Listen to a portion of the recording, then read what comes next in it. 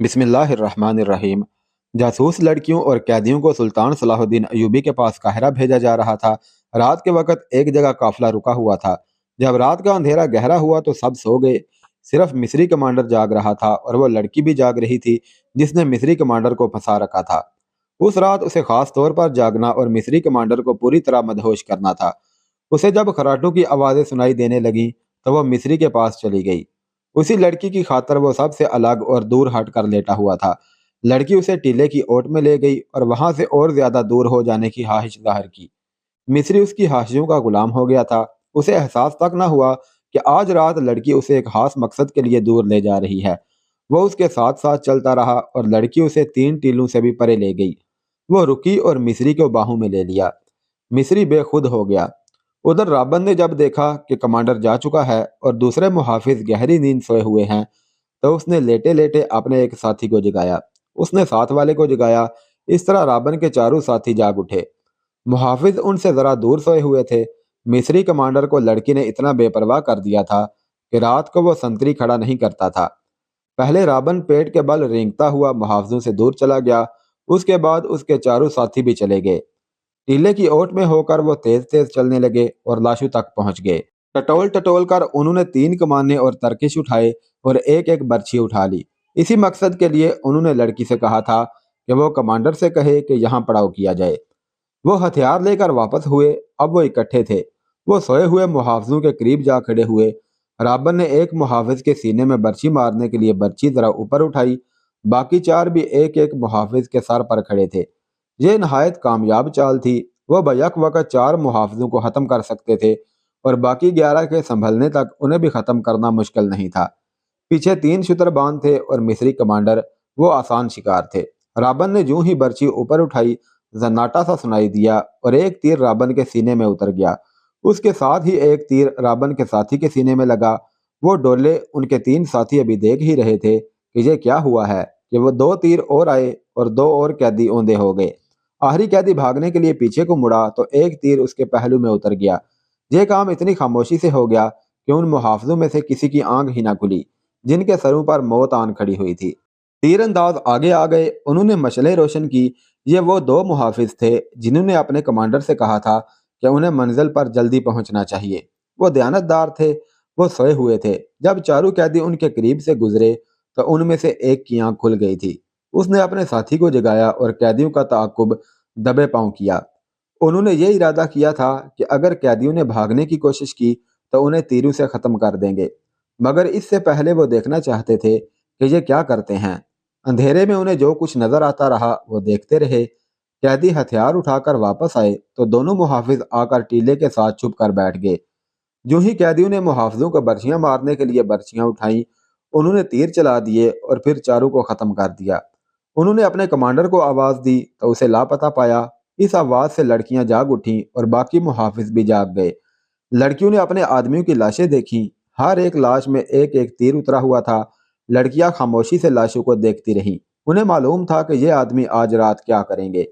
مصری کمانڈر وہاں نہیں تھا اور ایک لڑکی بھی غائب تھی۔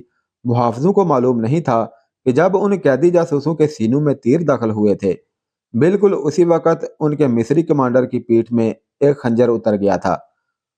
اس کی لاش تیسرے ٹیلے کے ساتھ پڑی تھی۔ اس رات صحرا کی ریت خون کی پیاسی معلوم ہوتی تھی۔ مصری کمانڈر اپنے محافظ دستے اور قیدیوں سے بے خبر اس لڑکی کے ساتھ چلا گیا اور لڑکی اسے خاصا دور لے گئی تھی۔ اسے معلوم تھا کہ اس کے ساتھی ایک خونی ڈرامہ کھیلیں گے۔ لڑکی مصری کو ایک ٹیلے کے ساتھ لے کر بیٹھ گئی۔ اسی ٹیلے سے ذرا پرے بالیان اور اس کے 6 محافظوں نے پڑاؤ ڈال رکھا تھا۔ ان کے گھوڑے کچھ دور بندھے ہوئے تھے۔ بالیان موبی کو ساتھ لیے ٹیلے کی طرف آ گیا۔ اس کے ہاتھ میں شراب کی بوتل تھی۔ موبی نے نیچے بچھانے کے لیے دری اٹھا رکھی تھی۔ بالیان محافظوں سے دور جا کر عیش و عشرت کرنا چاہتا تھا۔ اس نے دری بچھا دی اور موبی کو اپنے ساتھ بٹھا لیا۔ وہ بیٹھے ہی تھے کہ رات کے سکوت میں انہیں قریب سے کسی کی باتوں کی آوازیں سنائی دی۔ وہ چونکے اور دم ساد کر سننے لگے۔ آواز کسی لڑکی کی تھی۔ بالیان اور موبی دبے پاؤں اس طرف آئے اور ٹیلے کی اوٹ سے دیکھا۔ انہیں 2 سائے بیٹھے ہوئے نظر آئے۔ صاف پتہ چلتا تھا کہ ایک عورت اور ایک مرد ہے۔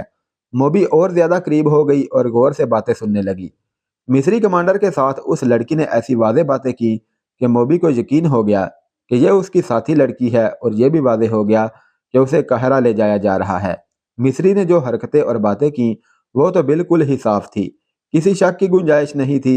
موبی جان گئی تھی کہ یہ مصری اس لڑکی کو اس کی مجبوری کے عالم میں عیاشی کا ذریعہ بنا رہا ہے۔ موبی نے یہ بالکل نہ سوچا تھا کہ ارد گرد کوئی اور بھی ہوگا اور اس نے جو ارادہ کیا ہے اس کا نتیجہ کیا ہوگا۔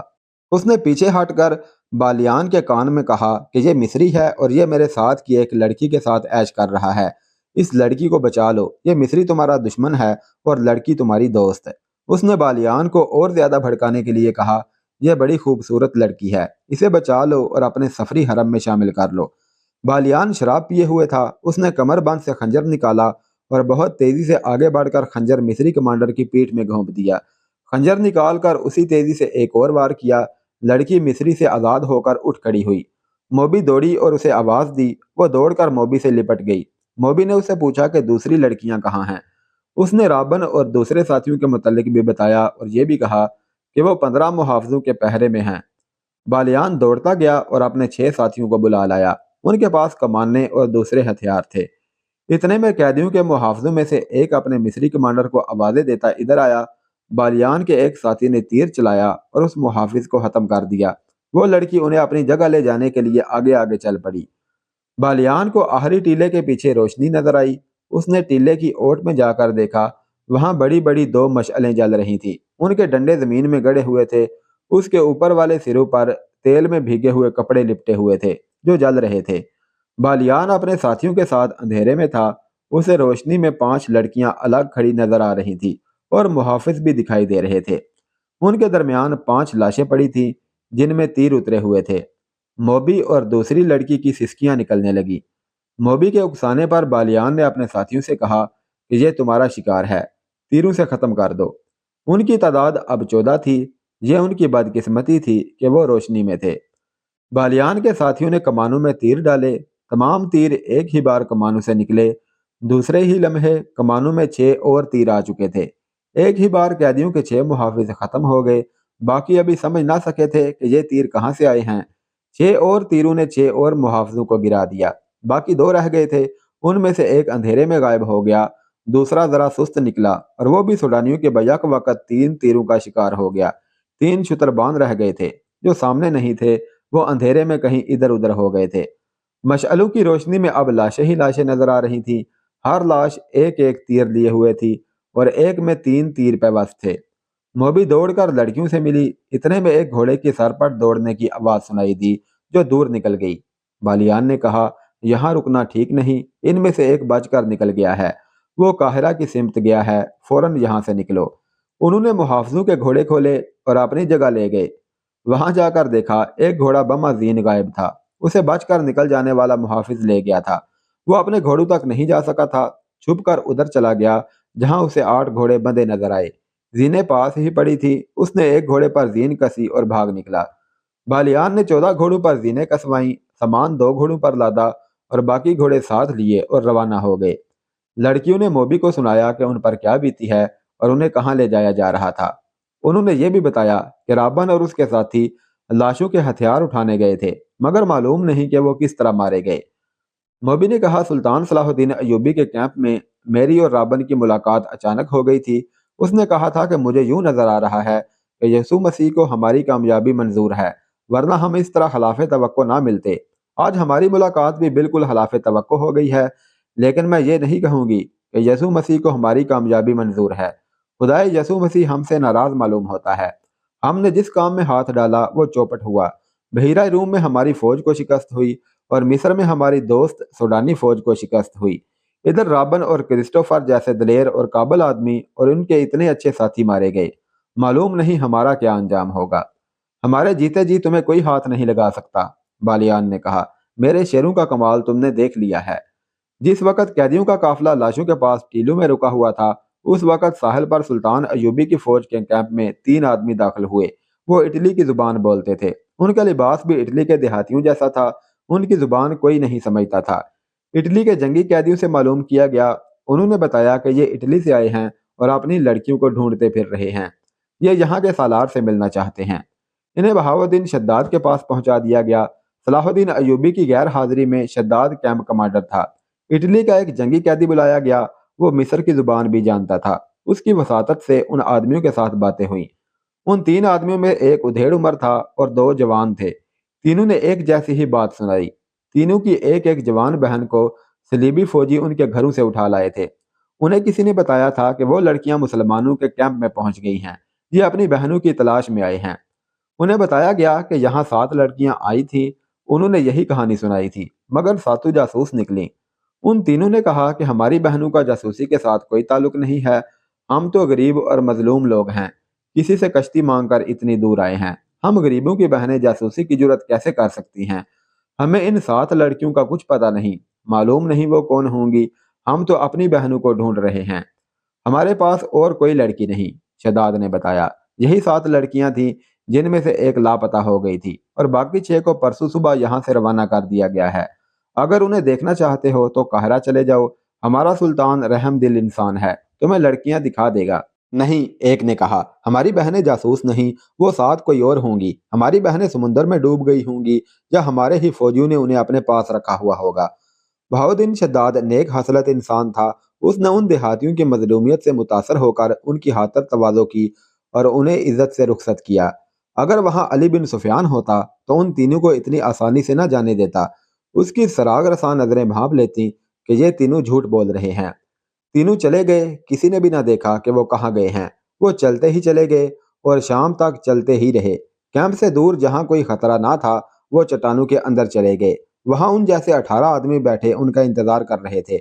ان تینوں میں جو ادھیڑ عمر تھا وہ میگنانا ماریوس تھا، یہ صلیبیوں کی وہ کمانڈو پارٹی تھی جسے لڑکیوں کو آزاد کرانے اور اگر ممکن ہو سکے تو سلطان ایوبی کو قتل کرنے کا مشن دیا گیا تھا۔ ان تینوں نے کیمپ سے کچھ اور ضروری معلومات بھی حاصل کر لی تھی اور یہ بھی معلوم کر لیا تھا کہ صلاح الدین ایوبی یہاں نہیں قاہرہ میں ہے۔ شداد کے ساتھ باتیں کرتے جہاں انہیں یہ معلوم ہو گیا تھا کہ لڑکیاں قاہرہ کو روانہ کر دی گئی ہیں، وہاں انہوں نے یہ بھی معلوم کر لیا تھا کہ ان کے ساتھ 5 مرد قیدی بھی ہیں۔ یہ پارٹی ایک بڑی کشتی میں آئی تھی، انہوں نے کشتی ساحل پر ایک ایسی جگہ پر باندھ دی تھی جہاں سمندر چٹان کو کاٹ کر اندر تک گیا ہوا تھا۔ ان لوگوں کو اب قاہرہ کے لیے روانہ ہونا تھا مگر سواری نہیں تھی۔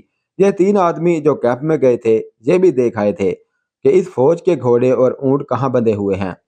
انہوں نے یہ بھی دیکھا تھا کہ کیمپ سے جانور چوری کرنا آسان نہیں اور 21 گھوڑے یا اونٹ تو چوری نہیں کیے جا سکتے تھے۔ ابھی سورج طلوع ہونے میں بہت دیر تھی، وہ پیدل ہی چل پڑے۔ اگر انہیں سواری مل جاتی تو وہ قیدیوں کو راستے میں ہی جا لینے کی کوشش کرتے۔ اب وہ یہ سوچ کر پیدل چلے کہ قاہرہ میں جا کر قیدیوں کو چھڑانے کی کوشش کریں گے۔ سب جانتے تھے کہ یہ زندگی اور موت کی مہم ہے۔ صلیبی فوج کے سربراہوں اور شاہوں نے انہیں کامیابی کی صورت میں جو انعام دینے کا وعدہ کیا تھا وہ اتنا زیادہ تھا کہ وہ کوئی کام کیے بغیر اپنے کنبوں سمیت ساری عمر آرام اور بے فکری کی زندگی بسر کر سکتے تھے۔ میگنانا ماریوس کو جیل خانے سے لایا گیا تھا، اسے ڈاکہ زنی کے جرم میں 30 سال سزائے قید دی گئی تھی۔ اس کے ساتھ 2 اور قیدی تھے جن میں ایک کی سزا 24 سال اور دوسرے کی 27 سال تھی۔ اس زمانے میں قید خانے قصاب خانے ہوتے تھے، مجرم کو انسان نہیں سمجھا جاتا تھا، بڑی ظالمانہ مشقت دی جاتی اور مویشیوں کی طرح کھانے کو بیکار خوراک دی جاتی تھی۔ قیدی رات کو بھی آرام نہیں کر سکتے تھے، ایسی قید سے موت بہتر تھی۔ ان تینوں کو انعام کے علاوہ سزا معاف کرنے کا وعدہ کیا گیا تھا۔ صلیب پر حلف لے کر انہیں اس پارٹی میں شامل کیا گیا تھا۔ جس پادری نے ان سے حلف لیا تھا اس نے انہیں بتایا تھا کہ وہ جتنے مسلمانوں کو قتل کریں گے اس سے 10 گنا ان کے گناہ بخشے جائیں گے، اور اگر انہوں نے صلاح الدین ایوبی کو قتل کیا تو ان کے تمام گناہ بخش دیے جائیں گے اور اگلے جہاں خدائی یسوع مسیح انہیں جنت میں جگہ دیں گے۔ یہ معلوم نہیں کہ یہ تینوں قید خانے کے جہنم سے آزاد ہونے کے لیے موت کی اس مہم میں شامل ہوئے تھے یا اگلے جہان جنت میں داخل ہونے کے لیے۔ کیا انعام کا لالچ انہیں لے آیا تھا یا وہ نفرت جو ان کے دلوں میں مسلمانوں کے خلاف ڈالی گئی تھی؟ بہرحال وہ عزم کے پختہ معلوم ہوتے تھے اور ان کا جوش و خروش بتا رہا تھا کہ وہ کچھ کر کے ہی مصر سے نکلیں گے یا جانے قربان کر دیں گے۔ باقی 18 تو فوج کے منتخب آدمی تھے، انہوں نے جلتے ہوئے جہازوں سے جانیں بچائی تھیں اور بڑی مشکل سے واپس گئے تھے۔ یہ مسلمانوں سے اس ذلت امیز شکست کا انتقام لینا چاہتے تھے اور انعام کا لالچ تو تھا ہی۔ یہی جذبہ تھا جس کے جوش سے وہ اندیکھی منزل کی سمت پیدل ہی چل پڑے۔ دوپہر کے وقت ایک گھوڑ سوار صلاح الدین ایوبی کے ہیڈ کوارٹر کے سامنے جا رکا۔ گھوڑے کا پسینہ پھوٹ رہا تھا اور سوار کے منہ سے تھکن کے مارے بات نہیں نکل رہی تھی۔ वो घोड़े से उतरा तो घोड़े का सारा जिस्म बड़ी जोर से कांपा। घोड़ा गिर पड़ा और मर गया। सवार ने उसे आराम दिए बगैर और पानी पिलाए बगैर सारी रात और आधा दिन मुसलसल दौड़ाया था। सुल्तान अयूबी के मुहाफिजों ने सवार को घेरे में ले लिया, उसे पानी पिलाया, और जब वो बात करने के काबिल हुआ तो उसने कहा कि किसी सालार या कमानदार से मिला दो। सुल्तान अयूबी खुद ही बाहर आ गया था। सवार उसे देखकर उठा और सलाम करके कहा, सुल्तान का इकबाल बुलंद हो, बुरी खबर लाया हूँ। सुल्तान अयूबी उसे अंदर ले गया और कहा, खबर जल्दी सुनाओ। कैदी लड़कियां भाग गई हैं, हमारा पूरा दस्ता मारा गया है। उसने कहा, मर्द कैदियों को हमने जान से मार दिया है, मैं अकेला बचकर निकला हूँ। मुझे ये मालूम नहीं कि हमला आवर कौन थे। हम मशअलों की रोशनी में और वो अंधेरे में थे। अंधेरे से तीर आए और मेरे तमाम साथी खत्म हो गए। ये कैदियों के मुहाफिजों के दस्ते का वो आदमी था जो अंधेरे में गायब हो गया था और सूडानियों का घोड़ा खोलकर भाग आया था। उसने घोड़े को बिला रोके सर पर दौड़ाया था और इतना तवील सफर आधे से भी थोड़े वक्त में तय कर लिया था। सुल्तान सलाहुद्दीन अयूबी ने अली बिन सुफियान और फौज के एक नायब सालार को बुलाया। वो आए तो उस आदमी से कहा कि अब वो सारी बात सुनाए। उसने कैंप से रवानगी के वक्त से बात शुरू की और अपने कमांडर के मुतल्लिक बताया कि वो एक कैदी लड़की के साथ दिल बहलाता रहा और कैदियों से लापरवाह हो गया। फिर रास्ते में जो कुछ होता रहा और आहर में जो कुछ हुआ उसने सुना दिया, मगर वो ये ना बता सका कि हमला आवर कौन थे। सुल्तान अयूबी ने अली बिन सुफियान और नायब सालार से कहा कि इसका मतलब ये है कि सलीबी छापा मार मिस्र के अंदर मौजूद हैं। हो सकता है, अली बिन सुफियान ने कहा, ये सहराई डाकू भी हो सकते हैं। इतनी खूबसूरत 6 लड़कियां डाकुओं के लिए बहुत बड़ी कशिश थी। तुमने इसकी बात गौर से नहीं सुनी। सुल्तान अयूबी ने कहा, इसने कहा है कि मर्द कैदी लाशों के हथियार उठा लाए थे और मुहाफिजों को कत्ल करने लगे थे। मुहाफिजों में से 2 ने उन्हें तीरों से हलाक कर दिया। उसके बाद उन पर हमला हुआ। इससे यही जाहिर होता है सलीबी छापा मार उनके ताक़ुब में थे। वो कोई भी थे सुल्तान मोहतरम, नायब सालार ने कहा। फौरी तौर पर करने वाला काम यह है कि इस अस्करी को रहनुमाई के लिए साथ भेजा जाए और कम अज कम 20 घुड़सवार जो तेज रफ्तार हों ताकुब के लिए भेजे जाएं। ये बात की बात है कि वो कौन थे। मैं अपने एक नायब को साथ भेजूंगा। इस अस्करी को खाना खिलाओ, सुल्तान अयूबी ने कहा। इसे थोड़ी देर आराम कर लेने दो। इतनी देर में 20 सवार तैयार करो और ताकुब में रवाना कर दो। अगर जरूरत समझो तो ज्यादा सवार भेज दो। मैंने जहां घोड़ा खोला था वहां 8 घोड़े बंधे हुए थे, मुहाफिज ने कहा। वहां कोई इंसान नहीं था। हमला आवर वही हो सकते हैं। अगर घोड़े 8 तो वो भी 8 ही होंगे। छापा मारू की तादाद ज्यादा नहीं हो सकती, नायब सालार ने कहा। हम इंशाल्लाह उन्हें पकड़ लेंगे। ये याद रखो कि वो छापा मार हैं, सुल्तान अयूबी ने कहा, और लड़कियां जासूस हैं। अगर तुम एक जासूस या छापा मार को पकड़ लो तो समझ लो कि तुमने दुश्मन के 200 अस्करी पकड़ दिए हैं। मैं एक जासूस को हलाक करने के लिए दुश्मन के 200 अस्करियों को छोड़ सकता हूँ। एक औरत किसी का कुछ नहीं बिगाड़ सकती, मगर एक जासूस और तहरीबकार औरत अकेली पूरे मुल्क का बेड़ा गर्क कर सकती है। ये लड़कियां बेहद खतरनाक हैं। अगर वो मिस्र के अंदर रह गई तो तुम्हारा पूरे का पूरा लश्कर बेकार हो जाएगा। एक जासूस या जासूसा को पकड़ने या जान से मारने के लिए आपने 100 सिपाही कुर्बान कर दो तो ये सौदा फिर भी सस्ता है। छापा मार अगर ना पकड़े जाएं तो मुझे परवाह नहीं। उन लड़कियों को हर कीमत पर पकड़ना है। जरूरत समझो तो तीरों से उन्हें हलाक कर दो, जिंदा निकल कर ना जाएं।